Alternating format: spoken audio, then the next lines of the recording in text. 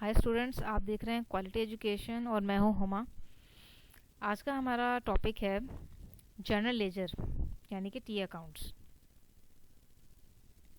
T accounts को पढ़ेंगे आज। उसका पूरा प्रॉपर फॉर्मेट पढ़ा जाएगा, उसमें पोस्टिंग्स कैसे होती हैं और उसको बनाने का मकसद क्या होता है, आज वो मैं आपको डिटेल में बताऊंगी। चलते हैं अपने क्वेश्चन की तरफ। ये एक एग्जाम्पल के तौर पे क्वेश्चन आपके सामने मौजूद है।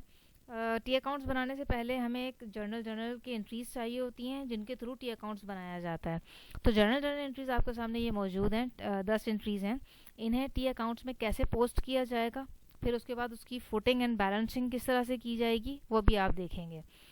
टी अकाउंट बनाने का बेसिक मकसद ये होता है कि किसी भी अकाउंट, जैसे फॉर एग्जांपल ये कैश का अकाउंट है, तो कैश के अकाउंट में इस वक्त रनिंग बैलेंस है कितना।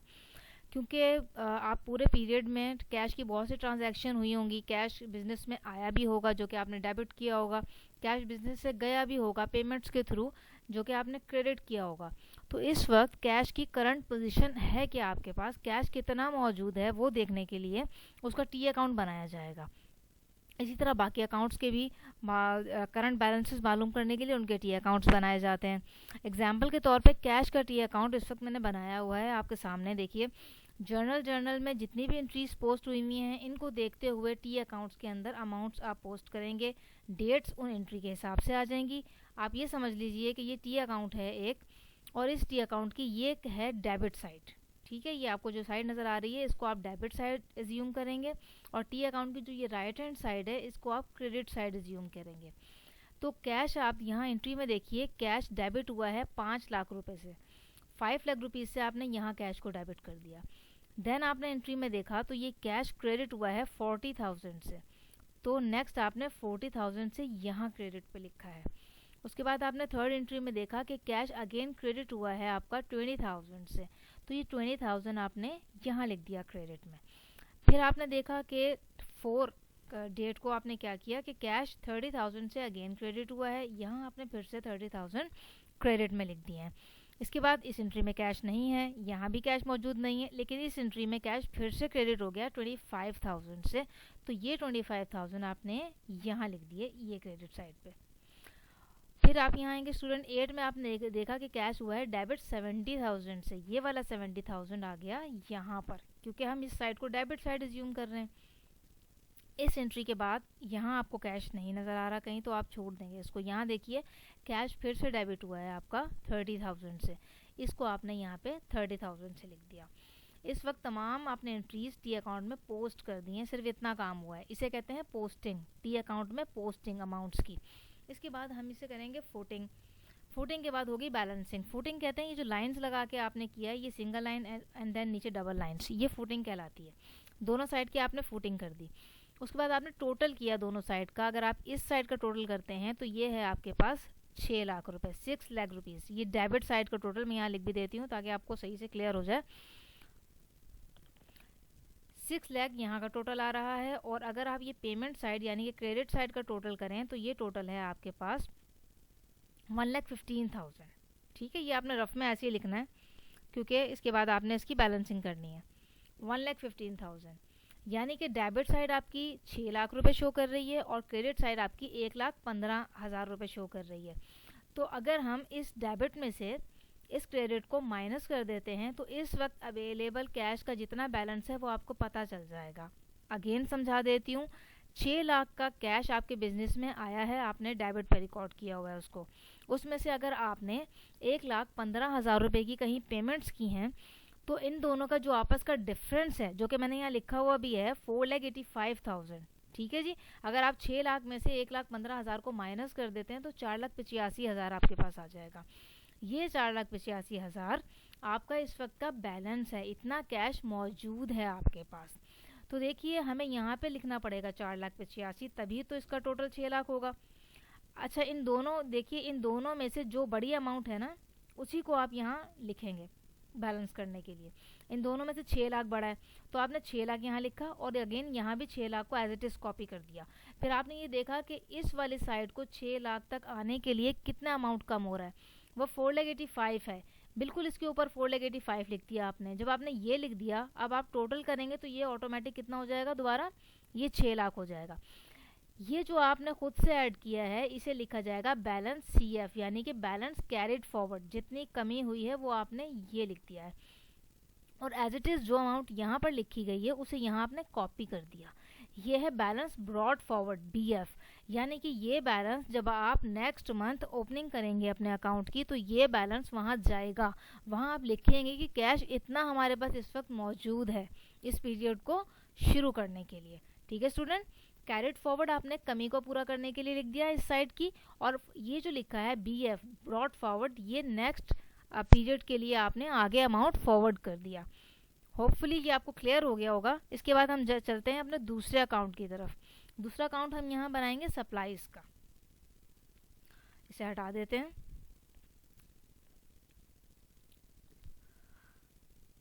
परचेजेस, अच्छा सॉरी, परचेजेस का अकाउंट बनाएंगे हम, सेकंड वाला। यहाँ देख लीजिए कैश का अकाउंट हम बना चुके हैं। अब आ जाते हैं हम परचेजेस की तरफ। परचेजेस आपकी डेबिट हुई है कितने से, 40,000 से। ये है आपकी डेबिट साइड, यहाँ आप लिखिए 40,000, आपने 40,000 लिख दिया। एंट्रीज की तरफ दोबारा वापस आइए। यहाँ देखिए कहीं आपको परचेजेस अगेन नज़र आ रही है, ये रही परचेजेस दोबारा 60,000 से, और ये भी डेबिट ही है, तो इसको आप फिर से डेबिट कर दीजिए। 60,000 से डेबिट। एंट्रीज की तरफ फिर से वापस आइए, परचेजेस मौजूद नहीं है परचेज, अब मजीद परचेज कहीं नहीं है। अच्छा, इसका आपने टोटल किया तो ये 1 लाख रुपीज़ आ गया। इस साइड कोई भी बैलेंस नहीं है। सिखाया आपको ये था कि जब इस साइड का जो भी टोटल आ जाए, अब अगर मैं यहाँ का दिखाती हूँ तो यहाँ पे 1 लाख का टोटल होगा और यहाँ का टोटल कितना आएगा, 0 आ जाएगा, तो मतलब ये बड़ा है, तो इसी 1 लाख को आपने यहाँ भी कॉपी कर दिया। जब 1 लाख रुपीज़ यहाँ कॉपी हो गए स्टूडेंट, तो यहाँ तो मुकम्मल 1 लाख की ही कमी है ना, क्योंकि यहाँ पे कोई अमाउंट नहीं है, तो यहाँ आप 1 लाख लिख देंगे। ठीक है जी, ये आपने 1 लाख लिख दिया, और यही 1 लाख जो कि यहाँ बैलेंस आया है आपका, इसे यहाँ इसके नीचे कॉपी करेंगे। जो साइड ज़्यादा होती है स्टूडेंट उसके नीचे लिखा जाता है और उसको BF का नाम दिया जाता है, तो ये साइड ज़्यादा है, यहाँ पे वही अमाउंट लिख देंगे हम 1 लाख, और इसको क्या कहेंगे हम, ये है आपका बैलेंस BF, बैलेंस BF कहा जाएगा इसको। और ये वाला जो बैलेंस है आपका, इसको हम कहेंगे बैलेंस CF, यानी कि carried forward, carried forward balance. ये है आपका बैलेंस कैरिड फॉरवर्ड, और ये है आपका बैलेंस ब्रॉड फॉरवर्ड। इस वाले बैलेंस ने तो इस साइड की कमी को पूरा कर दिया है, और ये वाला जो है, ये वाला बैलेंस अब आगे मजीद फॉरवर्ड होगा आपका, जो नेक्स्ट आपका पीरियड होगा उसमें। आगे वाले टी अकाउंट पे आ जाइए स्टूडेंट, वो है इक्विपमेंट का। इक्विपमेंट के लिए आइए यहाँ से देखते हैं कहाँ एंट्री इक्विपमेंट की ये एंट्री मौजूद है। एक एंट्री 30,000 से डेबिट, तो ये डेबिट साइड है, यहाँ आपने 30,000 लिख दिया। और उसके बाद मजीद आके इक्विपमेंट की एंट्रीज हमने यहाँ ढूंढी हैं, तो ये पूरे इसमें आपको इक्विपमेंट की कोई एंट्री मजीद नज़र नहीं आ रही है। इक्विपमेंट की एक ही एंट्री है, तो ये कोई मसला नहीं है, ये एक से ही बैलेंस हो जाएगा। एज इट इज़ इस बैलेंस को आपने इस साइड पे भी लिख देना है। ठीक है, ये अब वही यहाँ पर कोई एंट्री मौजूद नहीं है, तो मतलब पूरा 30,000 की कमी है इस साइड पर। इसको इक्वल करने के लिए पूरा 30,000 लिखा जाएगा यहाँ भी। और यही बैलेंस जो कि आपने यहाँ लिखा है, जिसे आप क्या कहते हैं, बैलेंस कैरिड फॉरवर्ड कहा जाता है जिसे, उसको आप एज इट इज़ कॉपी कर देंगे इसी 30,000 को यहाँ, और इसे कहा जाएगा balance broad forward, balance broad forward. आ जाइए नेक्स्ट आपके पास, यहाँ परचेजेस देखिए हमने कर लिया, परचेजेस लिख दिया गया है। उसके बाद आप आ जाइए यहाँ पे सप्लाईज के अकाउंट पे। सप्लाईज के अकाउंट में डेबिट हुआ है 20,000 से, आप यहाँ पर आए, आपने यहाँ पर लिखा 20,000। मजीद एंट्री में यहाँ ढूंढिए कहीं एंट्रीज में सप्लाईज मौजूद है क्या, मजीद सप्लाईज नहीं है, तो ये एक ही अमाउंट से बैलेंस हो जाएगा। जो बैलेंस यहाँ पर आया है उसको एज इट इज़ यहाँ कॉपी कीजिए। 20,000 है, ये आपने कॉपी कर दिया, और क्योंकि इस साइड पर मजीद कोई एंट्री नहीं है तो एज इट इज़ यही लिखा जाएगा 20,000, जिसको हम क्या नाम देंगे, बैलेंस कैरिड फॉरवर्ड का। ये आपने इसको नाम दे दिया बैलेंस कैरिड फॉरवर्ड का, और एज इट इज़ ये इसके नीचे भी यही अमाउंट लिख दी जाएगी, और इसको नाम दिया जाएगा बैलेंस ब्रॉड फॉरवर्ड, बहुत इजी हैं टी अकाउंट्स, बहुत थोड़ी सी लॉजिक है इसकी, अगर आपको समझ में आ जाती है तो क्वेश्चन करना बहुत आसान हो जाएगा आपके लिए। अकाउंट्स पेएबल पर आ जाइए। अकाउंट्स पेएबल आपका वन टाइम डेबिट हुआ है यहाँ पर 10,000 से, तो ये क्योंकि डेबिट साइड हम एज्यूम करते हैं, ये डेबिट साइड है, तो यहाँ पे आपने 10,000 लिख दिया। फिर एंट्रीज की तरफ वापस आइए। अकाउंट्स पेएबल जो है वो क्रेडिट साइड पर है, तो आप क्रेडिट साइड पे लिखेंगे इसको।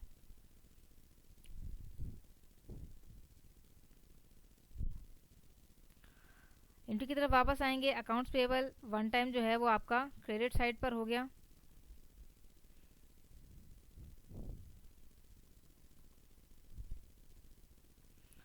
फिर अकाउंट्स पेएबल आपका डेबिट हो गया कितने से, 10,000 रुपीज़ से, तो आप यहाँ पर इसको डेबिट साइड पर लिख देंगे 10,000 रुपीज़ से। एक दफ़ा डेबिट हो गया, एक दफ़ा क्रेडिट हो गया। यहाँ थर्ड एंट्री पर आइए। अकाउंट्स पेएबल फिर से डेबिट हुआ है आपका 25,000 से, ये है डेबिट साइड आपकी। यहाँ आप लिख दीजिए 25,000 रुपीज़। अगेन एंट्री की तरफ वापस आइए। ये इस अकाउंट्स पेएबल के बाद आपको मजीद कोई अकाउंट्स पेएबल नहीं नज़र आ रहा है, तो आप यहीं इसकी पुटिंग बैलेंसिंग करेंगे। डेबिट साइड का टोटल है 35,000, जबकि क्रेडिट साइड का टोटल आपके पास कितना आ रहा है, 60,000। तो ये 60,000 ऑब्वियसली ज़्यादा है और ये है कम, तो यहाँ भी आपने लिखना है कितना, 60,000। और ये वाली जो साइड है यहाँ पर भी आपने क्या लिखना है, 60,000। दोनों तरफ 60,000 कर दिया, लेकिन स्टूडेंट ये तो 60,000 नहीं है, ये टोटल तो कितनी है आपकी, सिर्फ 35,000। यानी कि आपको क्या करना है, आपको 60,000 में से इस 35,000 को माइनस कर देना है। तो यहाँ पर माइनस करते हैं।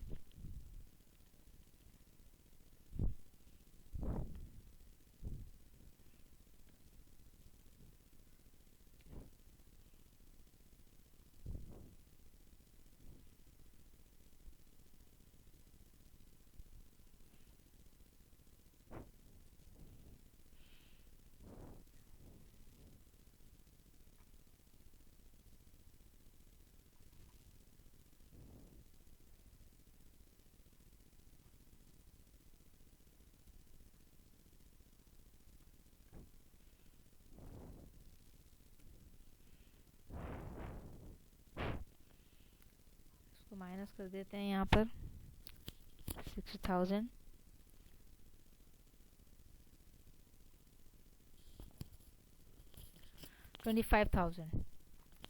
देखिए अगर इनको फिर से ऐड कर दिया जाएगा तो ये फिर से आपके पास कितना आ जाएगा, 60,000 आ जाएगा। ये आपने कमी लिखी है यहाँ पे 25,000, तो जो कमी होती है, जितने अमाउंट की आपको कमी आ रही होती है बैलेंस करने के लिए, उसको बैलेंस CF कहा जाता है।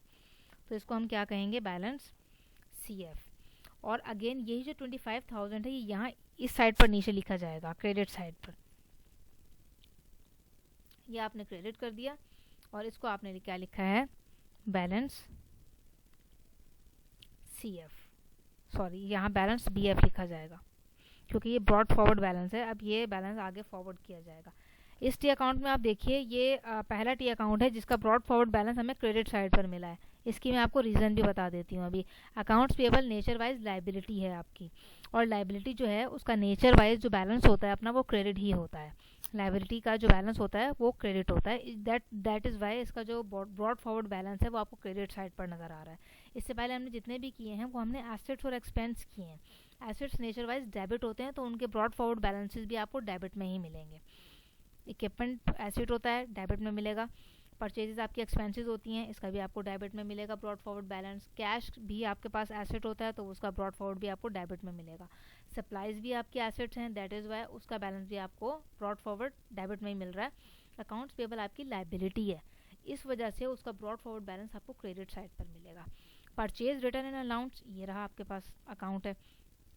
पूरी एंट्रीज में एक ही दफ़ा क्रेडिट हुआ है, तो इसको आप क्रेडिट कर दीजिए 10,000 रुपीज़ से।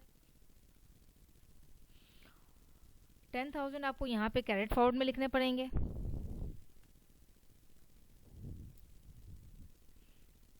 बहुत आसान हो गया होगा आपके लिए अब टी अकाउंट्स बनाना। कुछ बेसिक्स रूल हैं इसके, जो कि अगर आपको समझ में आ जाए तो फिर आप आसानी टी अकाउंट बना सकते हैं। जिस तरफ कमी है वहाँ पे आपने ब्रॉड फॉरवर्ड लिख दिया, और जिस तरफ का बैलेंस ज़्यादा है उसे ब्रॉड फॉरवर्ड कह देंगे। कमी वाली साइड कैरेट फॉरवर्ड कहलाएगी और जहाँ ज़्यादा है, जिस साइड का बैलेंस है, उसको ब्रॉड फॉरवर्ड कहा जाएगा। परचेज रिटर्न एंड अलाउंस भी क्रेडिट बैलेंस आया आपके पास। इसके बाद आप देखिए सेल्स एंट्रीज में। सेल्स आपको ये यहाँ नज़र आ रही है, 8वीं एंट्री में आपको सेल्स नज़र आ रही है 70,000 से क्रेडिट होती हुई। तो यहाँ आपने 70,000 से इसको क्रेडिट कर दिया। अगेन नीचे आ जाइए, इसके बाद वाली एंट्री में भी आपको सेल्स क्रेडिट नज़र आएगी 45,000 से। तो यहाँ आप लिख देंगे 45,000 रुपीज़। 70,000 ऊपर था आपके पास, 45,000 एक और एंट्री होगी तो ये 1,15,000 हो गई। स्टूडेंट्स पूरी आपकी इस एंट्रीज़ के अंदर आपको डेबिट पे कोई बैलेंस नहीं मिल रहा है सेल्स का, तो कोई मसला नहीं है। ये 115,000 आपने एज इट इज़ यहाँ कॉपी कर देना है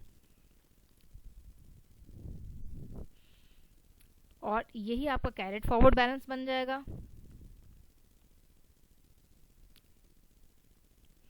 यहाँ लिख देंगे इसको बैलेंस कैरेट फॉरवर्ड और इसके नीचे जितना आपके पास बैलेंस आया है वो आप उसको ब्रॉड फॉरवर्ड करके यहाँ पे लिख देंगे क्रेडिट साइड पर, बैलेंस ब्रॉड फॉरवर्ड, जो कि ब्रॉड किया जाएगा, आगे जाएगा नेक्स्ट पीरियड के लिए। यहाँ तक क्लियर हो गया स्टूडेंट्स आपको। लास्ट बनाते हैं अकाउंट रिसीवेबल का। अकाउंट रिसीवेबल आप देख लीजिए कहाँ पे आ रहा है आपके पास, ये रहा अकाउंट रिसीवेबल, डेबिट में आ रहा है। तो अकाउंट रिसीवेबल को हम डेबिट करेंगे 45,000 रुपीज़ से। 45,000 रुपीज़ से ये आपका डेबिट हो गया। फिर अकाउंट रिसीवेबल आपका क्रेडिट हुआ है 30,000 रुपीज़ से, इसको हमने क्रेडिट साइड पर लिख दिया 30,000 रुपीज़ से। ठीक है स्टूडेंट, एक तरफ 45,000 है और एक तरफ 30,000 है, तो दोनों में जाहिर सी बात है ये 45,000 ज़्यादा 30,000 कम है, तो बैलेंस 45,000 पे ही हमें करना होगा। और यहाँ हम वो लिखेंगे अमाउंट जो कि कम है दोनों की, तो हमें माइनस करना पड़ेगा 45,000 में से हम माइनस कर देंगे इस 30,000 को, हमारे पास आ गया 15,000। 15,000 को क्या कहा जाएगा, बैलेंस CF। यहाँ आप लिख देंगे बैलेंस CF।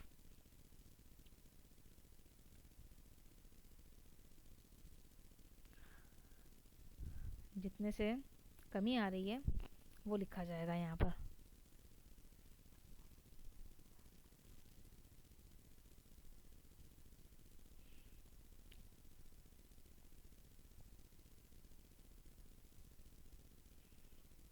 ठीक है स्टूडेंट्स, और एज इट इज़ आपने यहाँ पे 15,000 लिख देना है क्योंकि यही बैलेंस ब्रॉड फॉरवर्ड किया जाएगा।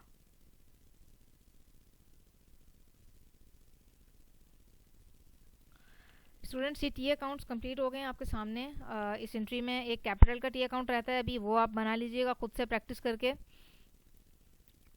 ये आपको एग्जाम्पल के तौर पर टी अकाउंट सिखाए गए हैं, इन्हीं को फॉलो करते हुए जिस तरीके से ये बनाए गए हैं। पॉसिबल डेबिट बैलेंस भी आपको दिखा दिया है मैंने, अगर ब्रॉड फॉरवर्ड आता है जो कि कैश का आया है, अगर कोई क्रेडिट आता है तो अकाउंट्स पेबल का भी मैंने आपको ब्रॉड फॉरवर्ड दिखा दिया। अगर एक सिंगल एंट्री का आपने बैलेंस करना है किसी टी अकाउंट में तो वो कैसे होगा वो भी आपने देख लिया, डबल एंट्री का भी देख लिया, और डेबिट क्रेडिट दोनों साइड की एंट्रीज का बैलेंस कैसे करना है, आपने फुटिंग बैलेंसिंग कैसे करनी है, उसकी एग्जांपल भी आपके सामने है।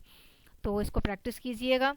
वीडियो को पूरा देखने का शुक्रिया। इसको लाइक और कमेंट ज़रूर कीजिएगा अगर आपको वीडियो पसंद आती है तो, और बेल आइकन को प्रेस कर दीजिएगा ताकि हमारी आइंदा वाली वीडियोस आप तक पहुंच सकें।